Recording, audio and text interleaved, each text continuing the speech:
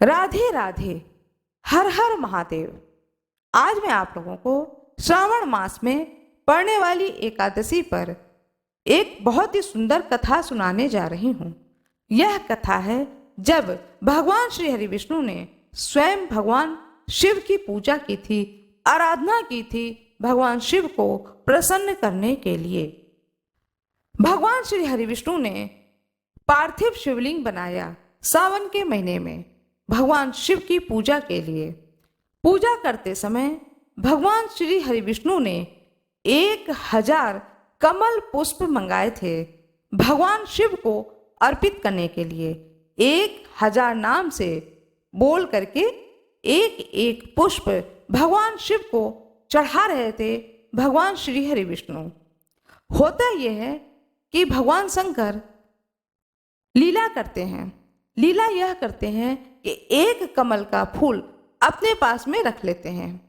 अब जब भगवान श्री हरि विष्णु सारे फूल चढ़ा लेते हैं तो उन्हें महसूस होता है एक फूल कम है। जब एक फूल चढ़ जाएगा तभी 1000 का पूरा होगा। फिर वह गिनती करते हैं। जब गिनती करते हैं तो देखते हैं कि एक फूल कम है। अब पूजा अधूरी रह जाएगी एक फूल कम होने से। बहुत सोचते हैं। फिर वह सोचते हैं कि अब कहाँ से इतनी जल्दी फूल लाया जाए। तो मन में सोचते हैं कि मेरी माँ मुझसे कहती थी कि मेरा बेटा कमल नयन है। यह बात तब की है जब भगवान श्री हरि विष्णु राम अवतार में थे और उनकी माँ हमेशा यह कहती थी, प्रभु राम की माँ सदैव यह कहती थी कि मेरे बेटे की आंख कमल के समान है। यह शब्द याद आ जाता है श्री हरि विष्णु को और वो तुरंत अपनी आंख निकाल करके भगवान शिव को अर्पित करने जा रहे थे। जैसे ही उन्होंने अपनी आंख निकालने की कोशिश करी कि मेरा आंख भी तो कमल के फूल के समान है, इसे ही मैं क्यों ना शिव जी को अर्पित कर दूं। ऐसा सोच करके जैसे ही भगवान श्री हरि विष्णु अपनी आंखें निकालने चलते हैं उसी समय भगवान शिव साक्षात खड़े हो जाते हैं और प्रभु विष्णु को रोक देते हैं और कहते हैं कि मैंने तुम्हारी परीक्षा लेने के लिए एक फूल अपने हाथ में रख लिया था। यह लो, यह एक फूल है, इसके लिए तुम अपनी आंखें न निकालो। और वरदान देते हैं भगवान श्री हरि विष्णु को कि तुमने जिस भी निमित्त मेरी पूजा की है, मेरी आराधना की है, वह तुम्हारी सारी मनोकामनाएं पूर्ण हो। यह है भगवान श्री हरि विष्णु और भगवान शंकर का लीला की एक कथा, जो कि बहुत ही सुंदर कथा है। इस प्रकार से भगवान श्री हरि विष्णु की पूजन पूरी होती है और साथ में भगवान शिव आशीर्वाद भी देते हैं। भगवान शंकर की जय हो, भगवान शिव की जय हो, भगवान श्री हरि विष्णु की जय हो। जिस प्रकार से भगवान शंकर ने प्रसन्न होकर के श्री हरि विष्णु को दर्शन दिए, उनकी मनोकामनाओं की पूर्ति करी, इसी प्रकार से कथा सुनने वालों की और कथा सुनाने वाले की मनोकामना भगवान शिव शंकर पूर्ण करे। आशा करती हूँ कि आप लोगों को यह कथा बहुत ही अच्छी लगी होगी। कृपया वीडियो को लाइक करना, सब्सक्राइब करना, शेयर करना न भूलें। भगवान श्री कृष्ण की जय हो, भगवान श्री हरि विष्णु की जय हो। आइए सुनते हैं श्रावण मास कृष्ण पक्ष में पड़ने वाली कामिका एकादशी व्रत कथा। ओम नमो भगवते वासुदेवाय। यह मंत्र का जाप हर समय करना चाहिए एकादशी व्रत के दिन। आइए सुनते हैं प्रेम पूर्वक कथा को। एक बार की बात है, युधिष्ठिर जी अपने महल में बैठे हुए थे। उसी समय भगवान श्री कृष्ण आते हैं। भगवान श्री कृष्ण के आने का समाचार सुन करके युधिष्ठिर जी उनके स्वागत में खड़े हो जाते हैं। और फिर जब भगवान श्री कृष्ण युधिष्ठिर के महल में आते हैं तो उनका बहुत ही स्वागत करते हैं युधिष्ठिर जी और बार बार नमस्कार करते हैं भगवान श्री कृष्ण को। भगवान श्री कृष्ण भी मंद मंद मुस्कुराते हैं और अपना स्नेह रखते हैं युधिष्ठिर जी के प्रति। युधिष्ठिर जी भगवान श्री कृष्ण को देख करके उनसे पूछते हैं, हे प्रभु, हे जनार्दन, मैं आपको नमस्कार करता हूँ।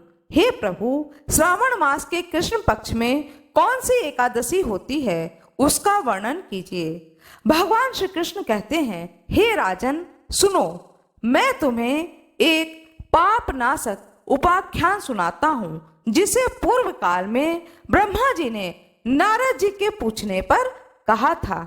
नारद जी ने प्रश्न किया ब्रह्मा जी से कि हे कमल नयन, हे भगवान, मैं आपसे यह सुनना चाहता हूँ कि श्रावण के कृष्ण पक्ष में जो एकादशी होती है उसका नाम क्या है, उसके कौन से देवता हैं, तथा इस एकादशी के व्रत को करने से कौन सा पुण्य प्राप्त होता है। हे प्रभु, यह सब मुझे बतलाएं।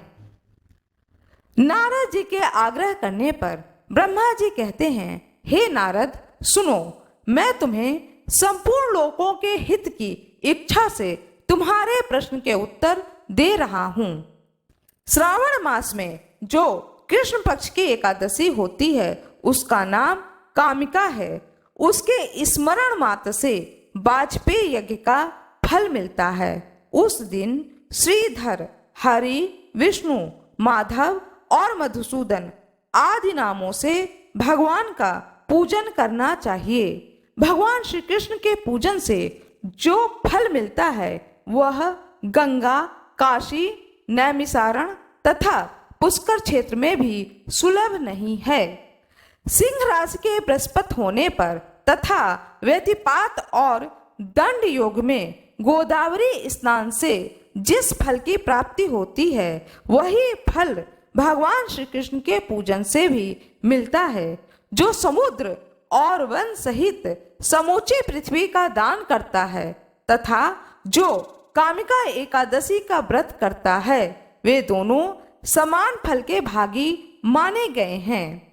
जो ब्याही हुई गाय को अन्य सामग्री सहित दान करता है, उस मनुष्य को जिस फल की प्राप्ति होती है वही फल कामिका एकादशी के व्रत करने वालों को मिलता है।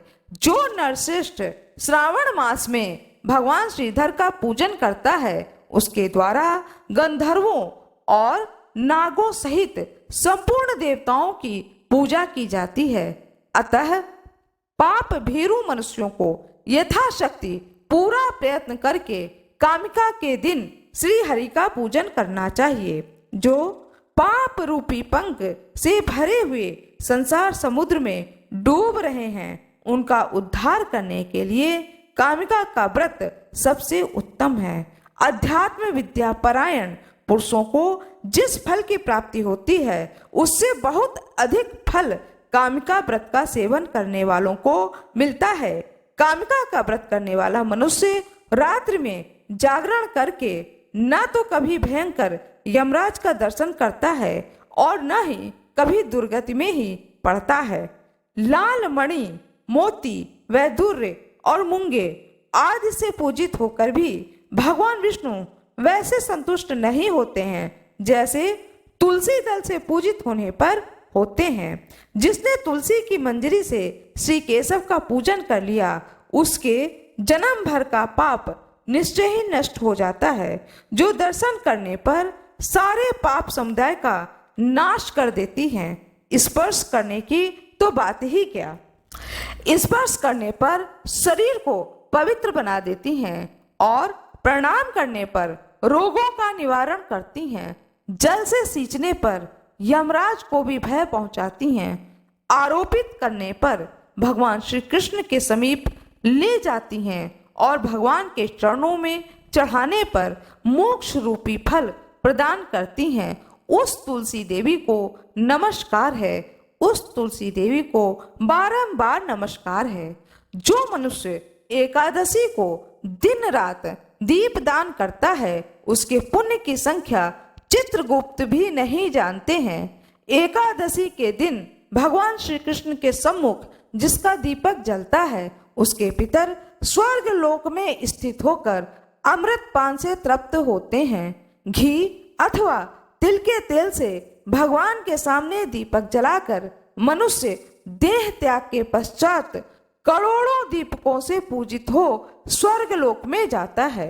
भगवान श्री कृष्ण कहते हैं, हे युधिष्ठिर, यह तुम्हारे सामने मैंने कामिका एकादशी की महिमा का वर्णन किया है। कामिका सब पातकों को हरने वाली है, अतः मानवों को इसका व्रत अवश्य करना चाहिए। यह स्वर्गलोक तथा महान पुण्य फल प्रदान करने वाली है। जो मनुष्य श्रद्धा के साथ इसका महात्म्य श्रवण करता है वह सब पापों से मुक्त हो श्री विष्णु लोक में चला जाता है। भगवान श्री हरि विष्णु की जय हो। भगवान श्री कृष्ण की जय हो। प्रभु राम की जय हो। भगवान श्री हरि विष्णु की जय हो। भगवान श्री कृष्ण की जय हो। जैसा कि हम सभी लोग जानते हैं कि एकादशी का व्रत व्रतों का राजा कहलाता है। एकादशी के व्रत को करने से भगवान विष्णु और भगवान शिव दोनों की ही कृपा प्राप्त होती है, क्योंकि भगवान शिव हमेशा ही भगवान श्री हरि विष्णु को भजते हैं। ऐसा तुलसीदास जी ने रामचरितमानस में भी वर्णन किया है। जब कभी भी भगवान श्री हरि विष्णु किसी भी बात को लेके परेशान होते हैं तब वह उपाय के लिए शिव जी के पास जाते हैं, और जब कभी भी भगवान शिव परेशान होते हैं तो वह भगवान श्री हरि विष्णु का नाम लेने लगते हैं। इस प्रकार से भगवान विष्णु और भगवान शिव दोनों ही एक दूसरे को घनिष्ठता के पूर्वक एक प्रेम पूर्वक व्यवहार करते हैं, बहुत ही प्रेम पूर्वक व्यवहार करते हैं। और यह महीना आ रहा है सावन का, और सावन के महीने में एकादशी व्रत बहुत ही पुण्य फलदायिनी है। सावन का महीना भगवान शिव को अर्पित है और एकादशी व्रत इस महीने में भगवान विष्णु को अर्पित है। तो यह एक दुर्लभ संयोग बन रहा है। इस दुर्लभ संयोग के समय में यह दिन जो कि बहुत ही शुभ है, एकादशी व्रत का जो दिन है, इस दिन भगवान विष्णु का और साथ में भगवान शिव का पूजन बड़े ही विधि विधान से और भक्ति भाव से भक्तों को करना चाहिए। ऐसा वावन पुराण में लिखा हुआ है। वावन पुराण में लिखा हुआ है कि जो कोई भी एकादशी का व्रत करे सावन के महीने में तो उस दिन भगवान शिव को जल अभिषेक अवश्य ही करे। दोनों समय करे तो और भी अति उत्तम है। दो समय ना कर पाए तो शाम के समय में भगवान शंकर का जलाभिषेक अवश्य ही करे। इससे भगवान शिव प्रसन्न होते हैं, और जिसके ऊपर भगवान शिव प्रसन्न होते हैं उस पर भगवान विष्णु रुष्ट हो ही नहीं सकते, वह अत्यंत ही प्रसन्न होते हैं। यह प्रसंग आपको देखने को मिलेगा महाभारत में, जब अर्जुन युद्ध में विजय के लिए परेशान होने लगते हैं तब भगवान श्री कृष्ण कहते हैं कि हे अर्जुन, तुम्हें भगवान शिव की आराधना करनी पड़ेगी और भगवान शिव से विजय का आशीर्वाद लेना पड़ेगा। अर्जुन ने आराधना की, साधना की, तपस्या किया और भगवान शिव को प्रसन्न किया। प्रसन्न होकर के भगवान शिव ने आशीर्वाद दिया, साथ में अमोघ अस्त्र भी दिया अर्जुन को। तो ये और कहते हैं भगवान शिव अर्जुन से कि तुम्हें किसने भेजा है, तुमसे किसने कहा कि तुम मेरी आराधना करो। तब वह बताते हैं कि मुझे श्री कृष्ण ने कहा। तो भगवान शिव कहते हैं कि जो कोई भी भगवान श्री कृष्ण का मित्र होगा, जिसे भी भगवान श्री कृष्ण प्रेम करेंगे, वह मेरा शत्रु कैसे हो सकता है। तुम तो मेरे प्रिय उसी दिन हो गए जिस दिन तुम भगवान श्री कृष्ण के प्रिय हुए।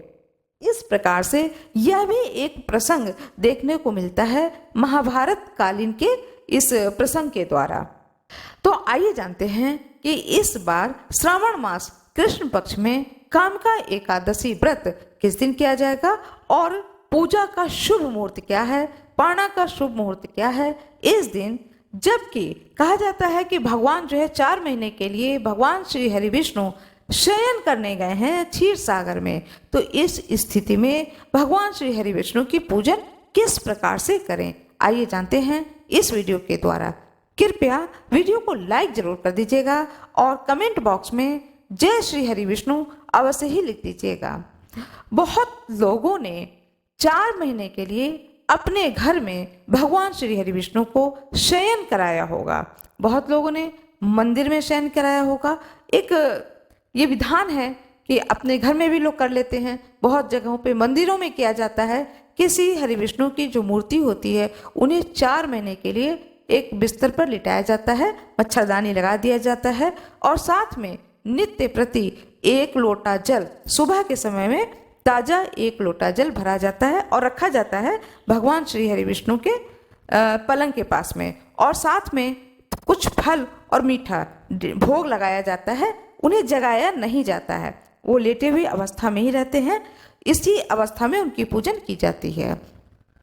अब ऐसी स्थिति में जो लोग भी चातुर्मास में इस स्थिति में श्रद्धा भाव के साथ में भगवान श्री हरि विष्णु को अपने घर में शयन कराया है, तो वह कामिका एकादशी के दिन भगवान श्री हरि विष्णु की पूजा किस प्रकार से करेंगे।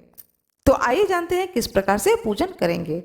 पूजन का विधान यह है कि इस दिन लेटे हुए ही श्री हरि विष्णु को पीले चंदन का तिलक लगाएं, उनके मस्तक पर फूल रखें, बहुत ही धीरे से रखें, चरणों में फूल अर्पित करें। इसके बाद में फूल से बहुत ही हल्के से पानी का जल का छींटा दें। इसके बाद में हाथ जोड़ करके भगवान श्री हरि विष्णु से सबसे पहले क्षमा प्रार्थना करें कि हे प्रभु, आज मैंने एकादशी का व्रत किया है, तो आपके श्री चरणों में मैं आज थोड़ी सी आपकी सेवा कर रहा हूँ, कृपया मेरे पूजा को आप स्वीकार करें। जब आप इस कार्य को करें तो बड़े ही भक्ति भाव से करें, यूं ही ना करें कि मुझे करना है, अपने भाव को अवश्य ही व्यक्त करें। ईश्वर तो भाव को देखते हैं, इसलिए भक्ति भाव से ईश्वर की पूजा करें। इसके बाद उसी स्थान पर आसन लगाकर बैठ जाएं और कामिका एकादशी व्रत कथा को पढ़ें अथवा सुनें। मेरे इसी चैनल पर कामिका एकादशी व्रत कथा आपको सुनने को मिलेगी। आप हाथ जोड़ करके भगवान श्री हरि विष्णु की मूर्ति के सामने बैठ जाएं और उस पूरी कथा को सुनें। इसके बाद में आरती करें। आरती करने के बाद जो आपने भोग वहां पर रखा है उस भोग को पूरे परिवार में वितरित करके स्वयं भी लें। भोग लगाएं, फलों का, मेवों का, या फिर कुछ भी फलहार आप बनाकर भोग लगाना चाहते हैं तो बनाकर भोग लगाएं। सबसे अच्छा रहता है कि आप मेवे का भोग लगाएं और फलों का भोग लगाएं। जो जल आपने वहां पर रखा है सिरहाने में, उस जल में तुलसी दल अवश्य ही डाल दें। शाम के समय में वह जल वहां से उठाएं और उस जल को आप अवश्य ही 2 घूंट पिए। हो सके तो जल को ढक दें, किसी तस्तरी से ढक दें कि कोई कीड़ा मकोड़ा ना उसके अंदर चला जाए। उसके बाद में उस जल को शाम के समय में आप स्वयं भी ग्रहण कर सकते हैं और पूरे परिवार को भी दे सकते हैं। जब जल को वहां से हटाएं तो दूसरा जल फिर रख दें। भगवान श्री हरि विष्णु के चरणों में जल रखें और उस जल पात्र में 1 तुलसी दल अवश्य ही रख दें। इस प्रकार से श्री हरि विष्णु की शयन अवस्था में पूजा करें। कहते हैं कि जो कोई भी इस शयन अवस्था में श्री हरि विष्णु की पूजा करता है, इस पूजन को देख करके भगवान शिव अत्यंत प्रसन्न होते हैं, क्योंकि इस चातुर्मास के समय में भगवान शिव ही सृष्टि को चला रहे होते हैं। तो वह देखते हैं कि मेरे गुरु की पूजा आराधना उनका भक्त कितने सुंदर तरीके से कर रहा है। तो इस प्रकार के पूजन करने से भगवान शिव की भी कृपा प्राप्त होती है। जो कोई भी एकादशी का व्रत ना करता हो, लेकिन एकादशी के दिन इस प्रकार से पूजा अवश्य ही करे, कथा को अवश्य ही सुने, इससे भी उसे पुण्य फल की प्राप्ति होगी। आइए जानते हैं एकादशी तिथि का आरंभ कब होगा, एकादशी तिथि का समापन कब होगा, पूजा का शुभ मुहूर्त और कौन सा शुभ योग बन रहा है। श्रावण मास कृष्ण पक्ष में कामदा एकादशी व्रत किया जाएगा 31 जुलाई 2024 दिन बुधवार को। एकादशी तिथि का आरंभ होगा 30 जुलाई 2024 दिन मंगलवार को सायं 4:46 पर। एकादशी तिथि का समापन होगा 31 जुलाई 2024 दिन बुधवार को 3:57 सायं। यह एकादशी व्रत सभी लोग करेंगे। गृहस्थजन, वैष्णवजन, खाटू श्याम मंदिर में, इस्कॉन मंदिर में, अयोध्या, सभी जगहों पर इसी दिन व्रत किया जाएगा। आइए जानते हैं कि 31 जुलाई 2024 दिन बुधवार को सूर्योदय और सूर्यास्त का समय। सूर्योदय होगा प्रातः 5:46 25 पर, सूर्यास्त होगा सायं 6:59 पर। रोहिणी नक्षत्र रहेगा दोपहर 12:22 तक। इसके बाद में मृगशिरा नक्षत्र आरंभ हो जाएगा। सर्वार्थ सिद्ध योग रहेगा सारा दिन और रात तक। पूजन का शुभ मुहूर्त प्रातः काल 8:10 से लेकर 11:22 तक रहेगा। यह समय भगवान शिव की पूजा करने का और साथ में भगवान विष्णु के पूजन करने का बहुत ही शुभ समय है। नक्षत्र रहेगा रोहिणी और सर्वार्थ सिद्ध योग, दोनों ही शुभ योग बन रहे हैं, इसलिए पूजन का यह शुभ मुहूर्त रहेगा। शाम के समय में शिवालय में जाकर के भगवान शंकर को जल अभिषेक अवश्य ही करें। प्रातः काल जब भगवान विष्णु की पूरी पूजा कर लें, तब उसी समय भगवान विष्णु की एकादशी व्रत कथा अवश्य ही सुने। कथा आपको इस चैनल पर मिलेगा, कथा अवश्य ही सुने। आइए जानते हैं एकादशी के पारणा का शुभ मुहूर्त। 1 अगस्त 2024 दिन गुरुवार को पारणा करना है। पारणा का शुभ मुहूर्त है प्रातः काल सूर्योदय से लेकर 8:15 तक। जो कोई भी दूसरे दिन प्रदोष व्रत करना चाहते हैं, अर्थात 1 अगस्त 2024 को दिन गुरुवार को प्रदोष व्रत है, तो जो कोई भी प्रदोष व्रत भी करना चाहते हैं वह पारणा करें तुलसी दल से, सूखे मेवे से या फिर फल से। एकादशी व्रत का पारणा करके प्रदोष व्रत रख सकते हैं। आशा करती हूँ कि आप लोगों को यह जानकारी अच्छी लगी होगी। कृपया वीडियो को लाइक करना, चैनल को सब्सक्राइब करना, बेल आइकन दबाना न भूलिएगा। कृपया कमेंट बॉक्स में जय श्री हरि विष्णु अवश्य ही लिख दीजिएगा। ओम नमो भगवते वासुदेवाय नमः। सीताराम सीताराम सीताराम। आज मैं आप लोगों को कथा सुनाने जा रही हूँ, कामिका एकादशी की कथा। यह कथा जो कि मैं आज सुनाने जा रही हूँ, कामिका एकादशी की कथा है। श्रावण कृष्ण पक्ष एकादशी तिथि को जो एकादशी पड़ती है उसे कामिका एकादशी कहते हैं। यह एकादशी की कथा इसी दिन की है जो मैं आज आप लोगों को सुनाने जा रही हूँ। कथा का श्रवण करें, रसपान करें, यह दिव्य कथा को श्रवण करें। श्रावण मास के कृष्ण पक्ष की एकादशी तिथि को कामिका एकादशी व्रत रखा जाता है।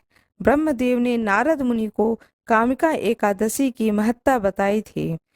हिंदू कैलेंडर के अनुसार श्रावण माह के कृष्ण पक्ष की एकादशी तिथि को कामिका एकादशी व्रत रखा जाता है। इस व्रत को करने से व्यक्ति पाप मुक्त हो करके मोक्ष को प्राप्त करता है। जो लोग कामिका एकादशी व्रत रखते हैं वे नीच योनि में जन्म नहीं लेते हैं। एक बार धर्मराज युधिष्ठिर ने भगवान श्री कृष्ण से श्रावण कृष्ण पक्ष एकादशी व्रत की विधि और महिमा के बारे में जानना चाहा। तब भगवान श्री कृष्ण ने कहा कि उसे कामिका एकादशी व्रत कहते हैं। ब्रह्मदेव ने नारद मुनि को कामिका एकादशी की महत्ता बताई थी, जिसकी कथा कुछ इस प्रकार से है। इस कथा को सुनने से पहले अपने हाथ में फूल और फूल के ऊपर थोड़ा सा जल अवश्य रख लें और कथा को सुनने के बाद में उस फूल को भगवान विष्णु के सामने समर्पित कर देना है। यह कार्य अवश्य करें। एक समय की बात है, एक गांव में ठाकुर था। वह बहुत ही क्रोधी स्वभाव का था। एक दिन उसका एक ब्राह्मण से झगड़ा हो गया। उस दौरान उसने ब्राह्मण की हत्या कर दी। बाद में उसने अपने अपराध के लिए क्षमा मांगी और उसका अंतिम संस्कार करने के लिए अनुमति मांगी। लेकिन उस गांव के ब्राह्मणों ने उसे अंतिम संस्कार में शामिल होने से मना कर दिया और उस ठाकुर पर ब्रह्म हत्या का दोष लग गया।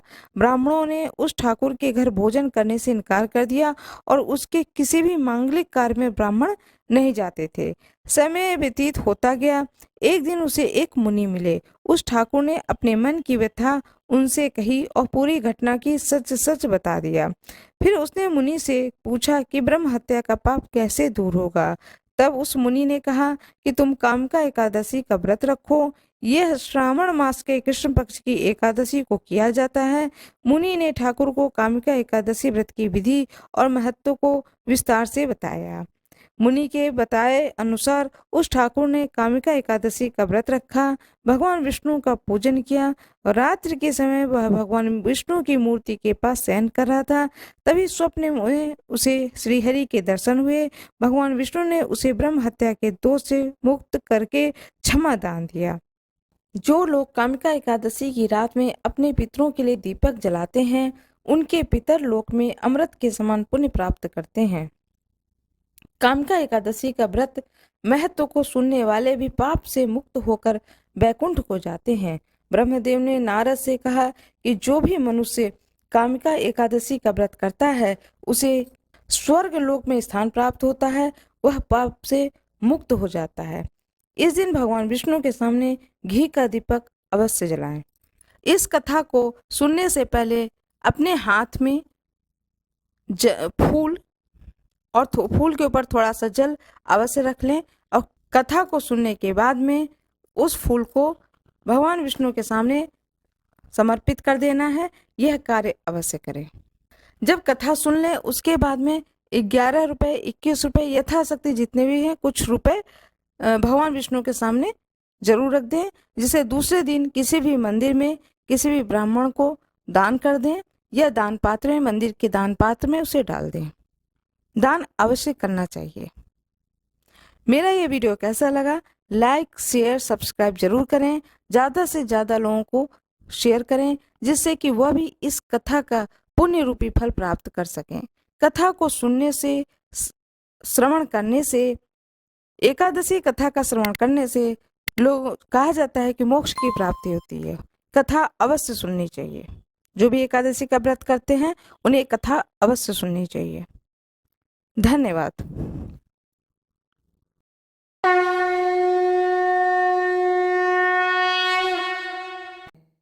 भगवान श्री हरि विष्णु की जय हो। आज मैं आप लोगों को एक कथा सुनाने जा रही हूँ, तुलसी माता की कथा। कार्तिक के महीने में सब कोई तुलसी माता को सींचते हैं। सब कोई तो सींच के चले जाते थे, लेकिन एक बुढ़िया माई आती और माता तुलसी को रोजाना सींचती और तुलसी माता से कहती, सत्य की दाता मैं बिरला सींचू तेरा, तू कर निस्तारा मेरा।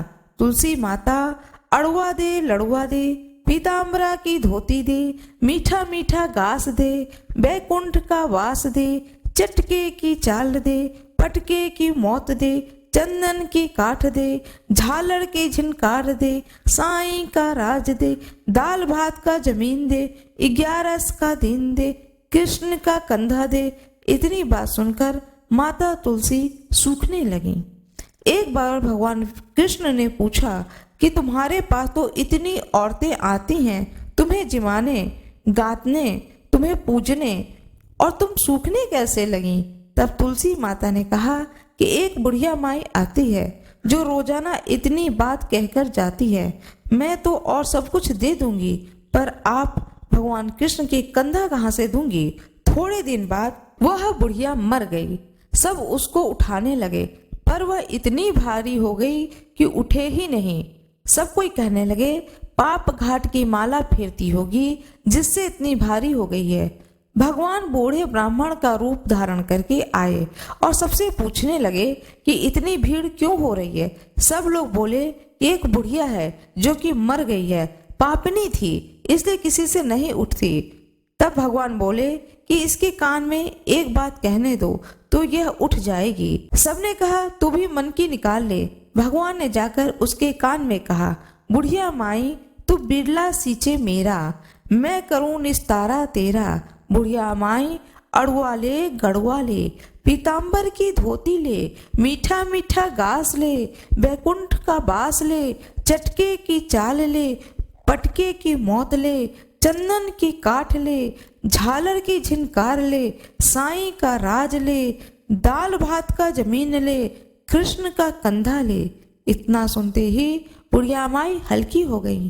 भगवान ने कंधे पर लेकर के उसको गए, उसकी मुक्ति हो गई। हे तुलसी माता, जैसे उसकी मुक्ति करी है ऐसी हमारी भी मुक्ति करियो। जैसे उसको कंधा दिया है भगवान कृष्ण ने, ऐसे ही सभी को कंधा दें, इस कथा को सुनने वाले को और सुनाने वाले को। जिस प्रकार से भगवान विष्णु ने कृपा करी, उसी प्रकार से कथा सुनने वाले पर और कथा सुनाने वाले पर सदा सर्वदा भगवान विष्णु की कृपा बनी रहे। भगवान श्री हरि विष्णु की जय हो। भगवान गणेश की जय हो। एक नगर में एक ब्राह्मण देवता रहते थे। वह ब्राह्मण देवता अपने पूरे परिवार के साथ में एकादशी के व्रत को करते थे। यूं तो वे पूरे साल भर के एकादशी के व्रत को करते थे। व्रत करते करते फाल्गुन मास शुक्ल पक्ष की एकादशी आता है, जिसे कि आमलकी एकादशी कहते हैं। ब्राह्मण देवता अपने पूरे परिवार के साथ में इस व्रत को भी करते हैं। विधि विधान से वह सारे व्रत को करते थे। इस कारण से वे आमलकी एकादशी के भी सारे विधान को, सारे नियमों का पालन करते हैं। दसवीं तिथि पर दसवीं तिथि के सारे नियम का पालन करते हैं और दूसरे दिन अपने पूरे परिवार के साथ में आमलकी एकादशी के व्रत को धारण करते हैं। संयोगवश उन्हें कुछ काम पड़ जाता है दूसरे गांव से। अब ब्राह्मण देवता को अचानक काम आ जाने के कारण दूसरे गांव में उन्हें जाना है, दूसरे दिन पहुंच जाना है। ब्राह्मण देवता सोचते हैं कि मैंने तो आज एकादशी के व्रत को धारण किया है, तो मैं एकादशी के सारे नियमों का तो पालन करता ही हूँ। मैं वैसे भी पूरी रात जागरण करता हूँ, भगवान श्री हरि विष्णु के नाम को जपता हूँ। ओम नमो भगवते वासुदेवाय इस मंत्र को पूरी रात जपता हूँ। तो मैं इन्हीं के नाम को लेता हुआ रात में चलूंगा और पूरी रात चल करके दूसरे गांव में पहुंच जाऊंगा और प्रातः काल दूसरे गांव में पहुंच करके प्रातः काल ब्रह्म मुहूर्त में उठ करके वहीं पर स्नान ध्यान करके वही गांव के मंदिर में भगवान सूर्य को अर्घ देकर भगवान श्री हरि विष्णु की पूजन करके वहीं पर मैं व्रत का पालना कर लूंगा और जो भी गांव में काम है उस कार्य को निपटा करके शाम तक घर अपने वापस आ जाऊंगा। इस विचार को अपनी पत्नी से बताते हैं और कहते हैं कि आज मैं शाम को दूसरे गांव को जाऊंगा। तुम अपने घर के दरवाजे को अच्छे से बंद कर लेना, घबराना नहीं, परेशान ना होना। उनकी पत्नी कहती हैं कि ठीक है। उस समय सभी लोग पैदल ही यात्रा करते थे एक नगर से दूसरे नगर में जाने के लिए। ब्राह्मण देवता हाथ में लालटेन लेते हैं और घर से निकल जाते हैं। ब्राह्मण देवता अकेले ही होते हैं, उनके साथ में और कोई भी नहीं होता है। वह पूरे रास्ते भगवान श्री हरि विष्णु का नाम लेते हुए चलते चले जाते हैं। रास्ते में एक जंगल पड़ता है, बहुत ही घना जंगल होता है। ब्राह्मण देवता उस जंगल में प्रवेश करते हैं, ओम नमो भगवते वासुदेवाय इस मंत्र का जाप करते हुए। जब वह उस जंगल के बीच में पहुंच जाते हैं तो ब्राह्मण देवता को बहुत तेज की प्यास लगती है। इधर उधर चारों ओर देखते हैं तो देखते हैं ब्राह्मण देवता कि बड़ा ही घना अंधेरा है और वह अकेले ही हैं, उनके साथ में कोई है भी नहीं। ब्राह्मण देवता जब चारों ओर देखते हैं तो देखते हैं कि एक कुआं है। उस कुएं पर जाते हैं और सोचते हैं कि अरे इस कुएं से जल निकाल लिया जाए तो मैं पानी पी सकता हूँ। ऐसा सोच करके ब्राह्मण देवता उस कुएं से पानी को निकालते हैं और बैठ करके उसी जगह पर पानी पीते हैं, हाथ पैर मुंह धुलते हैं, क्योंकि बहुत ही थक चुके होते हैं ब्राह्मण देवता। जब वह पानी पी रहे होते हैं उसी समय उनके सामने कुछ दूर पर एक व्यक्ति खड़ा होता है। ब्राह्मण देवता की निगाह उस व्यक्ति पर पड़ती है तो ब्राह्मण देवता उस व्यक्ति से पूछते हैं, तुम कौन हो भाई, और इस घने जंगल में तुम यहाँ पर क्या कर रहे हो? तब वह व्यक्ति कहता है कि मैं कोई मनुष्य नहीं हूं। ब्राह्मण देवता कहते हैं, दिख तो तुम मनुष्य ही रहे हो और तुम कह रहे हो कि तुम मनुष्य नहीं हो। तब व्यक्ति कहता है कि मैं प्रेतराज हूं और हे ब्राह्मण देवता, आज आपने आमलकी एकादशी के व्रत को धारण किया है। आपके दर्शन मात्र से ही मैं इस योनि से मुक्ति पा जाऊंगा। आज के बाद अब मैं इस योनि में नहीं रहूंगा। मैं श्री हरि विष्णु के लोक को सीधे चला जाऊंगा। यह सुन करके वह ब्राह्मण देवता कहते हैं कि चलो, बहुत अच्छी बात है कि तुम्हें मुक्ति मिल जाएगी। वह प्रेतराज कहता है कि महाराज, मुझे तो मुक्ति मिल जाएगी, लेकिन जो मेरे साथी गण हैं उन्हें भी मुक्ति मिल जाती तो मुझे बहुत ही खुशी होती। मैं अब श्री हरि विष्णु के धाम को नहीं जाऊंगा, बल्कि अपने मित्रों के साथ इसी स्थान पर रहूंगा। तब ब्राह्मण देवता कहते हैं कि उन्हें मुक्ति क्यों नहीं मिलेगी, और पहले तुम ये बताओ कि तुम इस योनि में आ कैसे गए। तब वह प्रेतराज बताता है कि हे ब्राह्मण देवता, मैं पूर्व जन्म में एक व्यापारी था। दिन रात व्यापार में संलग्न रहता था। किसी भी प्रकार का कोई भी व्रत नहीं करता था, कोई दान नहीं करता था, कोई भी पुण्य का कार्य नहीं करता था। सिर्फ मेरा ध्यान रहता था व्यापार करने में। दान पुण्य के अभाव के कारण और व्रत न करने के कारण मैंने कुछ भी पुण्य कर्म नहीं किए। इस कारण से मैं इस योनि को प्राप्त हो गया। और जो मेरे साथ में हैं वे लोग पूर्व जन्म में बुरे कर्म किए, सदकर्म तो किए नहीं, साथ में बुरे कर्म किए, जिसके कारण वे लोग भी इस योनि में आ गए हैं। यदि आप कृपा कर दें तो हे ब्राह्मण देवता, ये सभी लोग इस योनि से मुक्ति पा सकते हैं। ब्राह्मण देवता कहते हैं कि मैं ऐसा क्या कर सकता हूं जिससे ये लोग इस प्रेत योनि से मुक्ति पा सकें।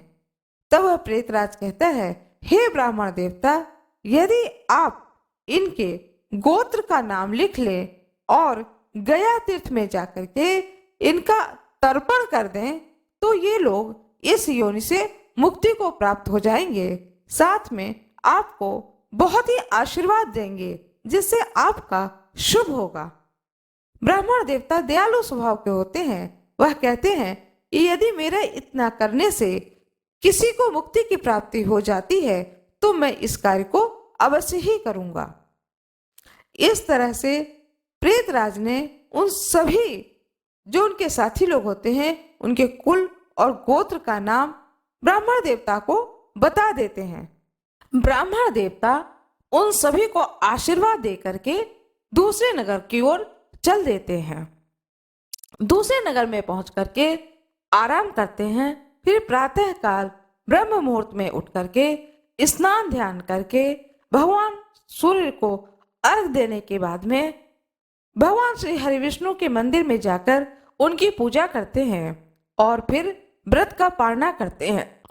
फिर अपने कार्य को समाप्त करने के बाद में अपने घर वापस आते हैं और फिर जैसा कि उन्होंने वादा किया था उस वादा के अनुसार गया जाते हैं और गया जाकर के सभी प्रेतों के कुल और गोत्र के नाम से उनका तर्पण करते हैं।